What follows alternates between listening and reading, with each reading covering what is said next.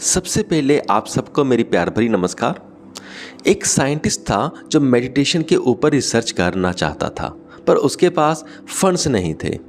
तो वो फंड्स की तलाश में इधर उधर घूमता रहा। और दूसरी ओर एक अल्जाइमर को रोकने वाली एक संस्था थी। अल्जाइमर एक बीमारी होती है जिससे आदमी क्या होता है, धीरे धीरे भूलने लग जाता है। फिर एक स्टेज आती है, वो इतना भूलने लग जाता है कि उसे कुछ भी याद नहीं रहता। तो उस संस्था को जब ये पता चला कि वो साइंटिस्ट मेडिटेशन के ऊपर रिसर्च करना चाहता है, तो वो संस्था मान गई उसे फंड देने को। तो उन्होंने उनको साइंटिस्ट का फंड दे दिया। तो अब साइंटिस्ट बहुत खुश था क्योंकि उसे फंड मिल चुका था। तो अब करनी थी उसने रिसर्च मेडिटेशन के ऊपर। तो अब वो सोच रहा था कि मैं किसके ऊपर ये एक्सपेरिमेंट करूं पहले। तो तब उसे एक वर्कर मिला जो कि लेबर का काम करता था। तो साइंटिस्ट ने उसे बुला लिया। तो साइंटिस्ट ने उससे पूछा कि तू भगवान वगैरह पे विश्वास करता है? वो कहता है नहीं, मैं किसी भगवान वगैरह में विश्वास नहीं करता। वो कहता है किसी धर्म वगैरह में विश्वास करता है? वो कहता है मेरा किसी धर्म वगैरह में भी कोई विश्वास नहीं है। तो वो पूछता है कि तू फिर कुछ इम्प्रूव करना चाहता है? वो कहता हाँ, मैं अपनी मेमोरी इम्प्रूव करना चाहता हूँ। तो साइंटिस्ट को मिल गया भी, हाँ भाई अब ये बंदा एक्सपेरिमेंट के लिए ठीक है। तो साइंटिस्ट कहता है कि हाँ कोई बात नहीं, तुझे मेडिटेशन करनी पड़ेगी और ये तेरी मेमोरी इम्प्रूव हो जाएगी। तो मेडिटेशन का नाम सुनते ही वो घबरा जाता है। वो कहता है कि भाई मेरा मेडिटेशन वगैरह में कोई इंटरेस्ट नहीं है, ना मेरा किसी धर्म से कोई नाता है, ना मैं कोई स्पिरिचुअल हूँ, मेरा कोई इंटरेस्ट नहीं है इन चीज़ों पे। बस मेरा सिर्फ इंटरेस्ट है अपनी मेमोरी को इम्प्रूव करने में। अगर वैसा कुछ करना है तो कर। तो साइंटिस्ट कहता है कि हाँ तेरी मेमोरी इम्प्रूव होगी, और तुझे शायद पता नहीं होगा कि मेडिटेशन से मेमोरी इम्प्रूव भी होती है। और ऊपर से मैं तेरे ब्रेन को स्कैन भी करूँगा, क्योंकि मैं न्यूरो साइंटिस्ट हूँ।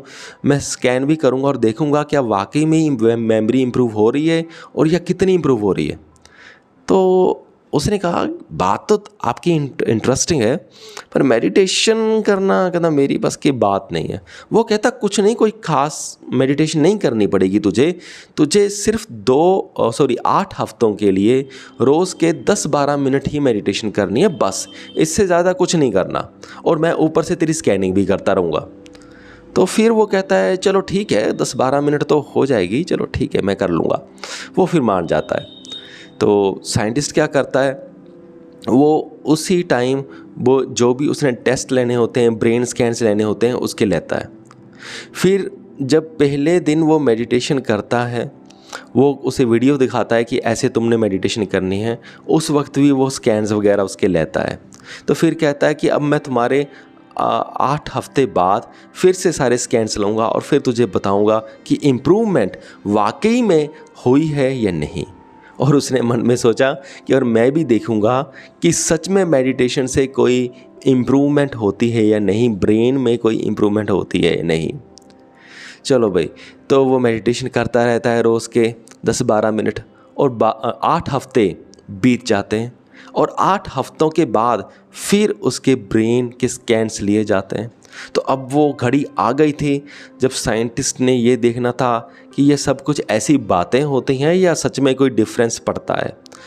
तो अब मैं आपको बताता हूँ, मैंने थोड़े से नोट्स लिखे थे। हाँ, तो अब मैं बताता हूँ कि फिर साइंटिस्ट ने अपनी रिसर्च में क्या पाया। तो सबसे बड़ी बात उसने पाई कि वाकई में सिर्फ 8 हफ्तों में, यानी कि सिर्फ 2 महीनों में, सिर्फ 12 मिनट मेडिटेशन करने के बाद, और वो भी ऐसा बंदा जिसका कभी भी किसी धर्म में कोई इंटरेस्ट था ही नहीं, किसी स्पिरिचुअलिटी में कोई इंटरेस्ट था ही नहीं, मेडिटेशन का बैकग्राउंड कोई था ही नहीं, पर उसके दिमाग में भी चेंजेस आ गए सिर्फ 2 महीनों में। एक हिस्सा होता है ब्रेन का एंटीरियर सिंगुलेट, तो वो उसमें एक्टिविटीज़ बहुत ज़्यादा पाएगी ब्रेन में। और ये जो हिस्सा होता है ये हमारे इमोशंस को कंट्रोल करता है, सोशल अवेयरनेस को कंट्रोल करता है, यानी कि उसको इम्प्रूव करता है। तो और भी काफ़ी सारे फंक्शंस होते हैं। फिर इम्प्रूवमेंट पाएगी थैलेमस के थैलामस भी एक ब्रेन का हिस्सा है, वहाँ पर भी इम्प्रूवमेंट पाई गई। तो वो सेंसरी परसेप्शंस में इम्प्रूवमेंट करता है। फिर प्री फ्रंटल और फ्रंटल कॉर्टेक्स में भी काफ़ी एक्टिविटीज़ पाई गई, यानी कि ब्रेन काफ़ी एक्टिव होने लगा। तो ये चीज़ें फोकस बनाए रखने पर यानी कि काम करती हैं, हमारा फोकस बना रहता है, हमारी अटेंशन किसी भी काम को करने के लिए बनी रहती है। तो एक जगह पर जो एक्टिविटीज़ है वो कम हो गई पहले से, वो था पैराइटल लोब।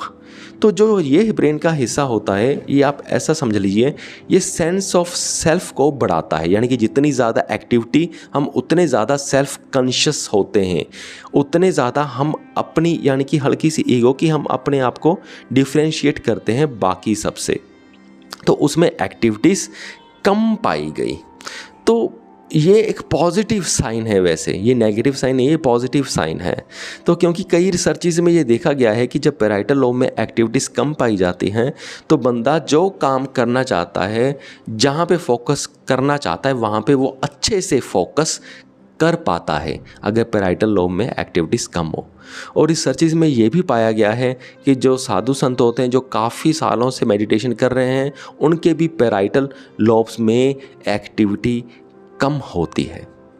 यानी कि ओवरऑल रिजल्ट उसने क्या निकाला कि 2 महीनों में ही हमारे ब्रेन के अंदर चेंजेस आने लगते हैं अगर हम रोज़ 10-12 मिनट मेडिटेशन कर लें।